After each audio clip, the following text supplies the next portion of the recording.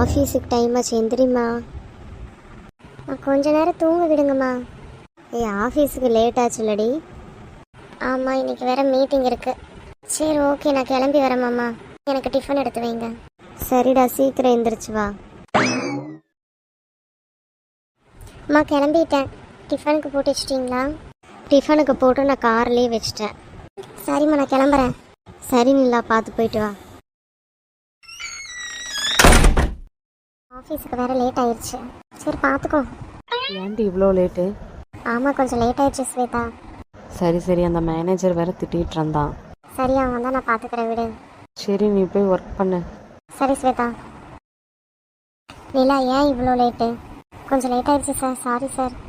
இன்னைக்கு ஒரு நாள் தான் எக்ஸ்கியூஸ் உங்களுக்கு. Okay sir.